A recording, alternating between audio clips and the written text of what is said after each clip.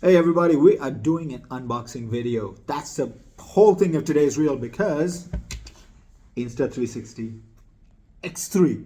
All right. Don't want to take too much time because this thing is awesome. Trying to get it out is the hardest part. All right, here we go. Now, Insta360 X3. X3 has an awesome bigger screen and it has a whole bunch of other stuff which is basically an upgrade from the X2. Otherwise, why are they gonna do it, right? So apart from that, we've got the standard. You need a cable, all right? USB-C, which is good because I use a Samsung and that helps.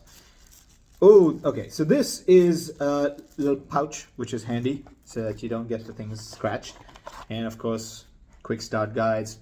Don't need it. We already know how to start that up. Nice cloth to clean your lenses. And stickers.